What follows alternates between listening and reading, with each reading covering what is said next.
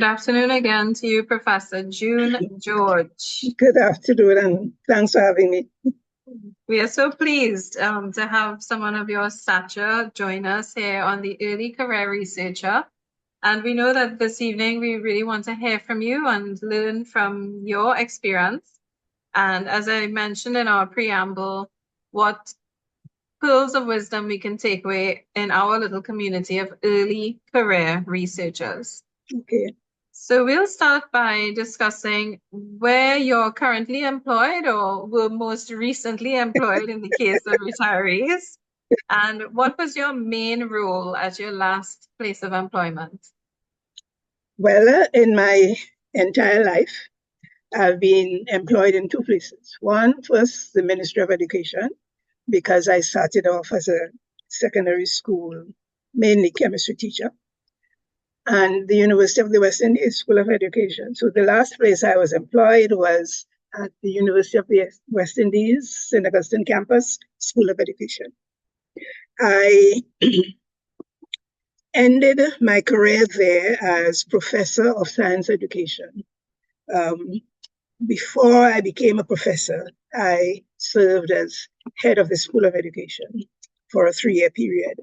Then after that, I applied and was promoted to professor. I ended as professor of science education. Fantastic.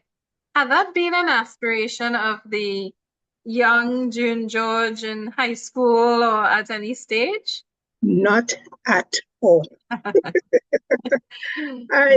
I tell people that I never planned out my career. You know, nowadays it's the thing to have your goals and your vision and what. I had none of that.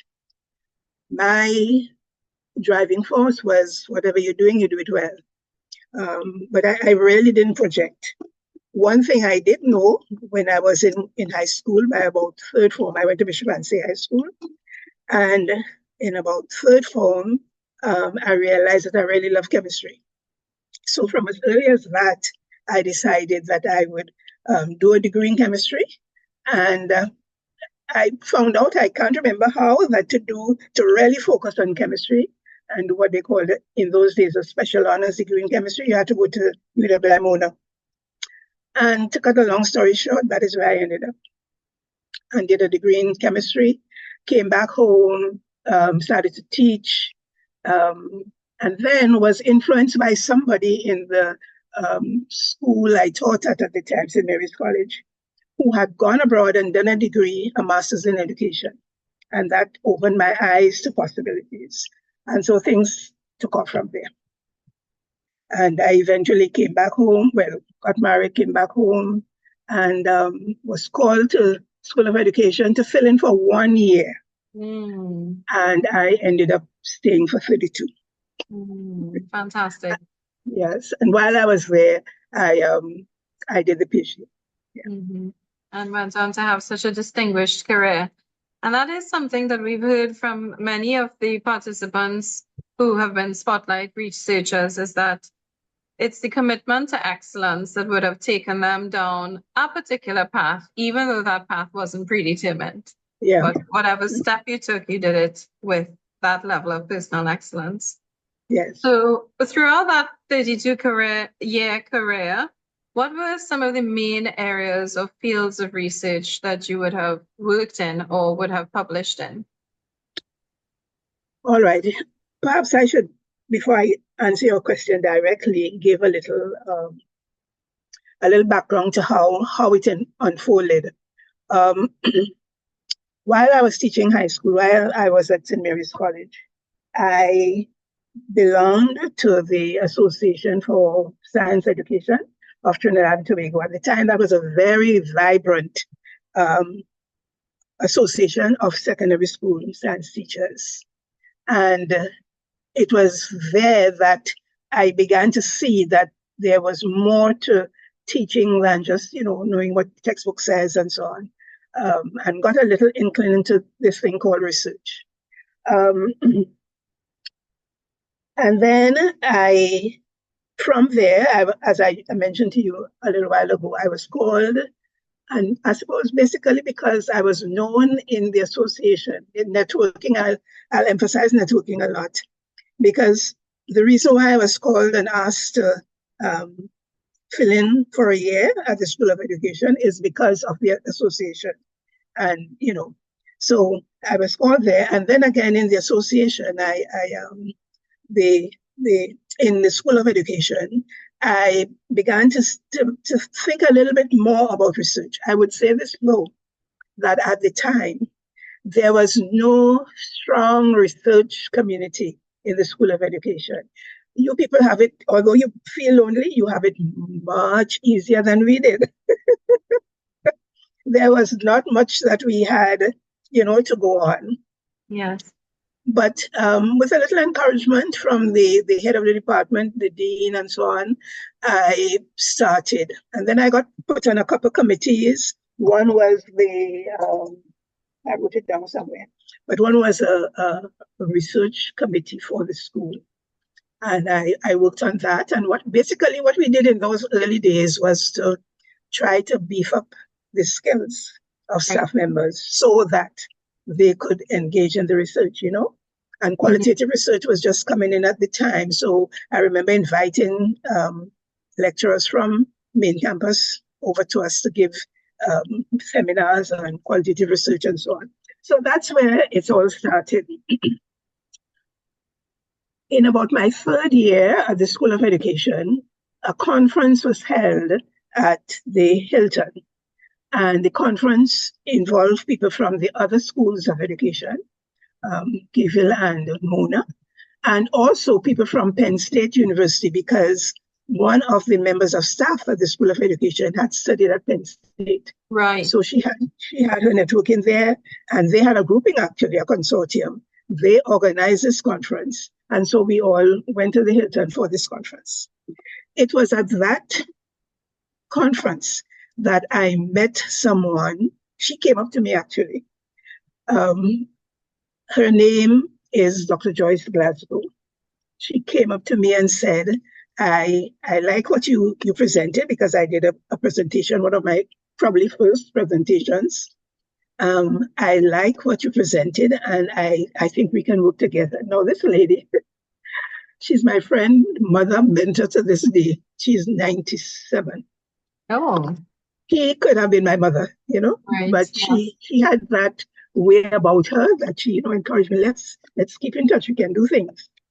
And so it was out of that my first field of research, coming to your question now, emerged, because she was looking at scientific literacy, what people think about science, what students think about science and so on, and science concepts.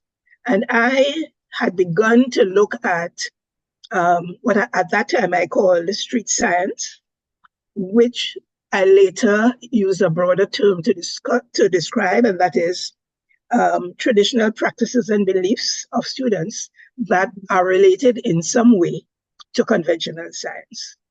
So we had this common ground, and we decided, she initiated and I gladly agreed, because there was nobody else. To work with her and really to be mentored by her. And we took off. Basically, that's what happened. We took off. We did our first bit of research work. She collected data in Jamaica. I collected data here. In those days, there was no internet. Right, of course. We had to find somebody who was going up to Mona or coming down to St. Augustine. And that's how we communicated, and with letters and so on, phone calls and so on. But out of that beginning, we got our first major publication, and it was published in a big journal in England called Studies in Science Education, a major journal. And our work took off after that. We got invited to staff and all kinds of things. So that work on traditional practices and beliefs that are related to conventional science, that has been a big area of my research work. But it was not the only area. And I think it might be useful to state that even though you have your focus, and even though you have your interest, and even though you think that this is where you want to go, things can happen in your professional development that cause you to shift a bit. And that's what happened with me, because after a number of years at the School of Education, I, the head of department at the time, Mr. Carol Keller, I don't know if you ever heard of his name, Yes. he's deceased. He had his own international connections, and one of them was to people at the University of Sussex. And they wanted to do an international research project involving developing countries. And they wanted Trinidad and Tobago to be one of those. Mm. So at the time, I was head of what was then called the Projects and Research Committee at the School of Education. And Mr. Keller asked me to head that initiative.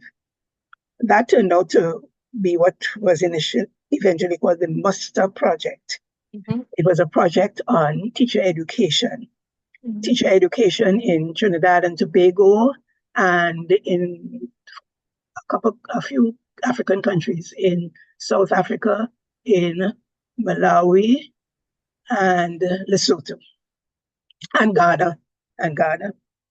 That was my introduction to a real big project. And it was a very useful and rewarding experience, because for one, the project required that we do work in Trinidad and Tobago because we were one of the parties involved in the project. And that meant that I had to mobilize staff at the School of Education to work in a group project. We had, to my knowledge, had never done that before. Yes. So mobilize staff, and there were different components to the project. So different members of staff were involved in different aspects of it. And I was in charge of that. Not only that, that was my work here locally, but I also had to travel. I had to go to Sussex for meetings. And then on 2 occasions, we had meetings in South Africa. I had to go to meetings there and so on. And then, having collected all the research data and all of that, of course, the writing was involved and the producing of the papers, and there were several papers. Mm-hmm. And I had to work along all of that, ably assisted by our documentalist at the School of Education at the time. I don't know if you knew her, Mrs. Linda Kwamina Ayagina. Yes. Yeah. I know of her. Yes. Ably assisted by her. And so that was a big research project, and we were able to put out several monographs, and we got a number of journal publications out of it. And then there were follow-up meetings, seminars in St. Lucia and wherever. And it was a very good experience. Yeah. So I would say that those are the 2 big areas in which I have worked. But in addition to that, there are always other things that come up. People need things done. So, for example, I actually started off with evaluation work, which might not in some quarters be considered research, but it involves some of the same skills. Mm-hmm. So I did quite a bit of work with evaluation of programs at the School of Education, for the Ministry of Education. I did that for CARICOM.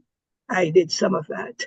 And then in the OECS, Organization of Eastern Caribbean States, I did some work in about 4, 5 countries on evaluation of what was happening with their science programs.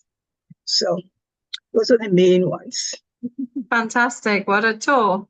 And I know that you mentioned how influential the person was that you referred to as your mother and mentor in this professional world was in terms of your, development over time. What would you say were some of the other facilitating or hindering influences that you've experienced, even across the larger projects and your later work in the Caribbean and international setting? Well, as I said at the time, there wasn't a huge research culture. It was almost non-existent, really. School of Education was noted for its teaching and development work in schools and so on. It was not noted for research, not much. So you're basically operating from scratch. And that would have been one of the things that I had to work hard at. But as I said, I had help from Joyce in Jamaica, Dubai Mona. And in addition, there were some men in other institutions through networking. I want to emphasize the networking. I'm not talking about networking on Facebook or whatever, networking through letters, who eventually helped us. And some of them actually came to visit us at the School of Education to give workshops, seminars, and so on.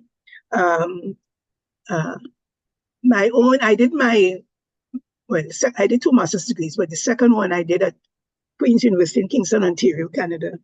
And my supervisor there, Tom Russell, was very influential. I mean, I say he taught me to write in an academic way. You know, he used to tell me initially, you have an Agatha Christie style of writing. I don't know what's going to come. So he worked with me on changing that. So he was very helpful, and he was another supervisor. He was my supervisor for my master's thesis. And then there was Glenn Aikenhead, who was at the University of Saskatchewan. He's retired. Of course, everybody's retired. But how did I get in contact with Glenn? Through networking. I read his work in our journals in the School of Education library. We had no online anything. I read his work, I got his address, I wrote him, and he answered. And we set up a relationship, and he came to Trinidad, came to School of Education, and did a little bit of work. And then for the work in the OECS, that was sponsored by the World Bank. And the person who I worked closely with there was somebody called Fred Luban, and he was from the UK and York University in the UK. And again, we did that research work there, and we went on and did other things. And then the last person I had, international person I had connections with, Fred also came to School of Education and did workshops. The last person I worked with was John Anderson. This was not in science education. Again, it's an example of how you have to change your course sometimes. This was in measurement and evaluation, which was the first master's degree that I had done. And we were really needing people in that area. We had actually applied at the School of Education for somebody to come and be a lecturer in that area. He saw the ad wherever we had applied, and he decided, no, I can't come to lecture, but I can come to help. And free of charge. He came and did several workshops with us for a period of about 3-4 years. We involved the Ministry of Education, so we had staff from the Ministry of Education join us in those workshops. He was also very helpful. So those were some of the people who facilitated the work. The challenges, I did all of this I'm telling you about while I was married and had 2 little children. So, and I mean, we are very big on making sure that children are not properly seen about and so on. Yes. And of course, going to university school, all the activities, Christmas concerts, fourth state, all this stuff. Yes. So I had to do all of that. Wow. And, but I got good support from my husband, who was also very busy, but, we tried to work it. And I would say that in terms of things that might have put some constraints on me, it would be that I had to see about my children first before I did those things. But it worked out. So I was able to publish and things like that. Excellent. So, I'm hearing about that personal achievement of raising a happy family, a successful family, which must be a type of crowning achievement. Yeah. And you talked about your work on the master project and numerous international collaborations. If I were to force you to choose one or two professional achievements that you are most proud of, what might you mention? Hmm.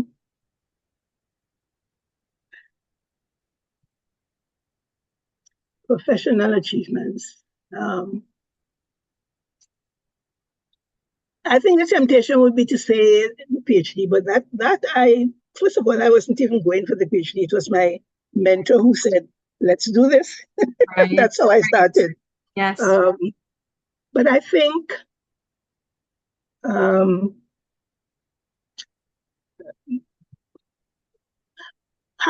exposing up and coming teachers to other ways of looking at teaching science, Mm-hmm.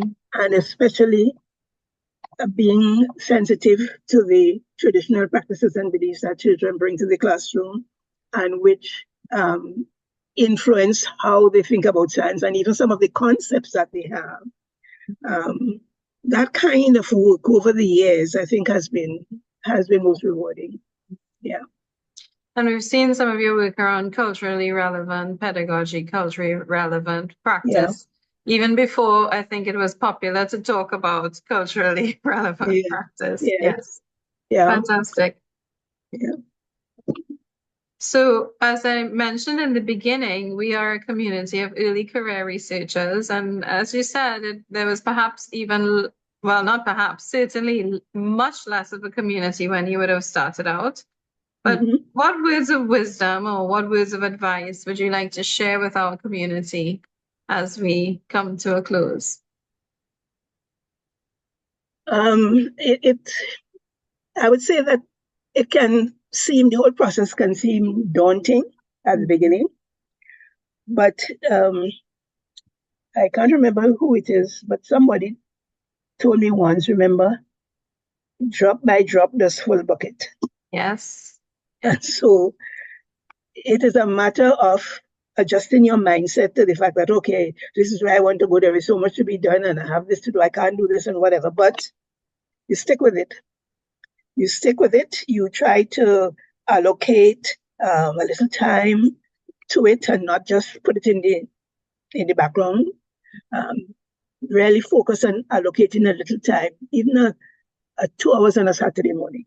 You know, I used to in my PhD years when I was writing up and couldn't find time to write up because I was working full time at the School of Ed and the children were involved in all sorts of things. I used to get up at 3 o'clock and put in 2 hours.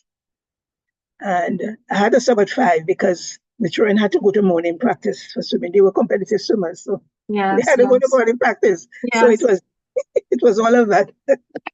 But just doing that, putting in a bit, putting in a bit, putting in a bit, it adds up. Mhm. So I would say you find something that you love, and I really love the cultural work. So I nobody had to force me to do it.